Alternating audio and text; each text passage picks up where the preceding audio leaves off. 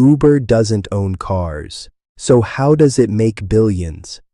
Uber doesn't own cars, it doesn't employ most of its drivers, and somehow it became one of the most valuable transportation companies in the world. Think about that for a second. No cars, no garages, no traditional business model. Yet billions of dollars flow through this company every single year. So the real question is, if Uber doesn't own the product, what exactly is it selling? Welcome back to Behind the Money, where we break down how the biggest companies in the world really make their money. Today, we're breaking down Uber, and by the end of this video, you'll understand something most people completely miss. Uber isn't a transportation company, it's something much bigger. Back in 2009, two guys, Travis Kalanick and Garrett Camp, had a simple idea.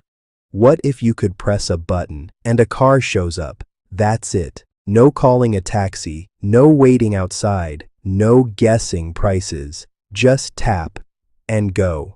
That idea turned into Uber. But here's where things get interesting.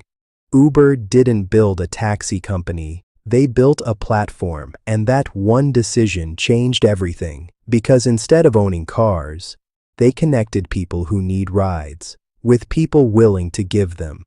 Here's the truth most people don't realize. Uber doesn't sell rides. It sells access.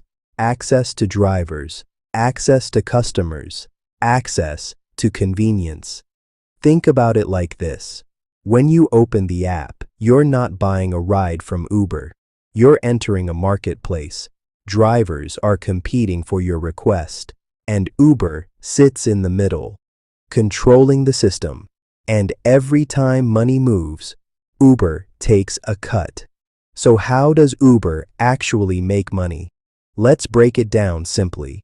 Every ride you take, Uber takes a percentage, sometimes 20%, sometimes 30%, sometimes even more depending on the market. So if you pay $20 for a ride, the driver might only see $12 to $15.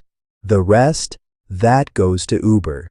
Now multiply that by millions of rides every single day, all over the world. That's where the money starts to get serious. But that's just the beginning.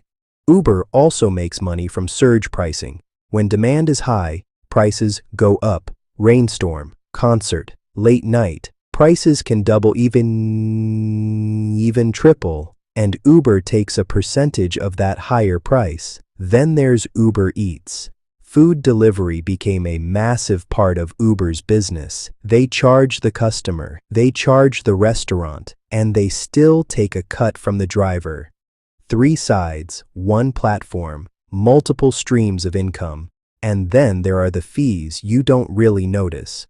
Booking fees, service fees, small charges added quietly. Individually, they seem small, but at scale, they turn into billions. Now here's where Uber's strategy becomes genius. They don't carry the biggest costs. Drivers do. Gas, driver. Car maintenance, driver. Insurance, driver. Uber built a global transportation network without owning the vehicles. That means less risk, lower costs, and faster expansion.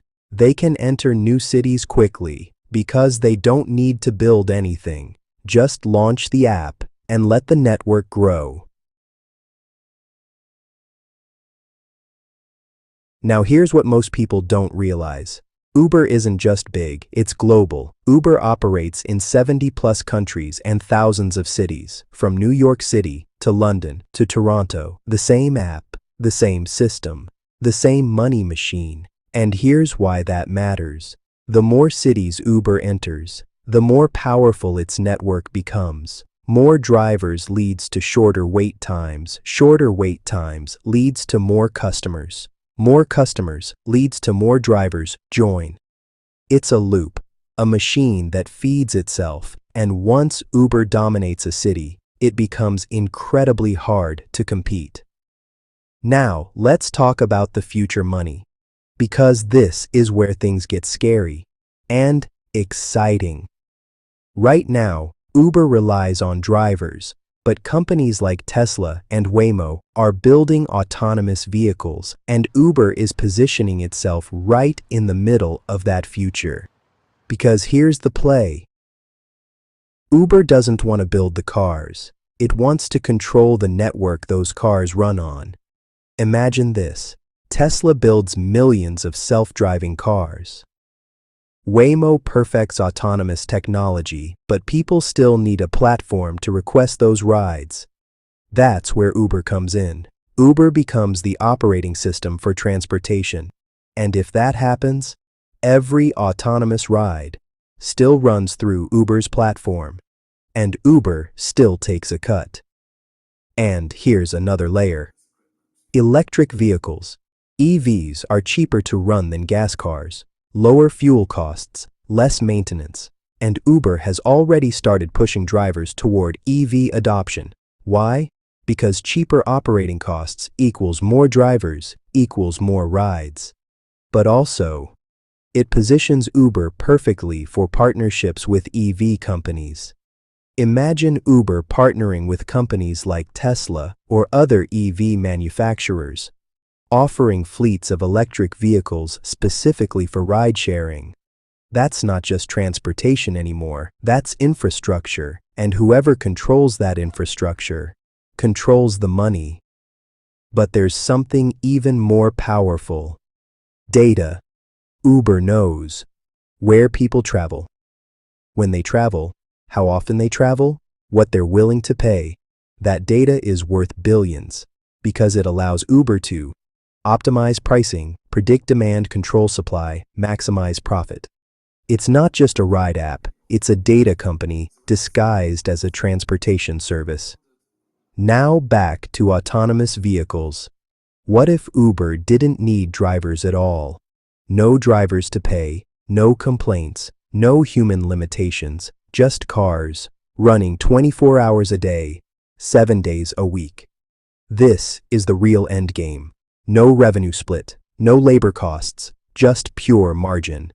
And it doesn't stop there. Autonomous cars can run all day and all night. No breaks, no sleep, no downtime. That means more rides, more efficiency, and more money. Uber has already tested this in select cities because they know whoever controls the platform controls the future of transportation. But here's the problem.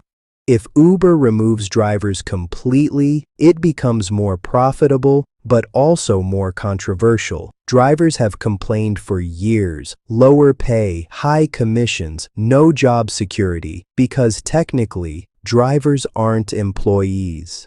They're independent contractors, which means no benefits, no guaranteed income. At the same time, customers are starting to feel it too. Higher prices, more fees. That cheap ride you used to get, it's not so cheap anymore.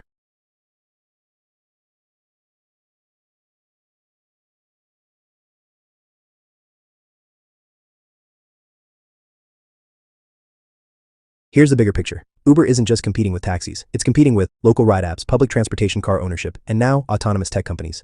This is no longer about rides. It's about who controls how the world moves. Final thought. But despite all of this, Uber is still growing, still expanding, still evolving, because at its core, Uber isn't just a ride-sharing company. It's a platform, a system, a marketplace that connects supply and demand instantly, and that's the real secret. Uber doesn't need to own cars, it owns the connection, and in today's world, that's even more powerful. So the next time you open the app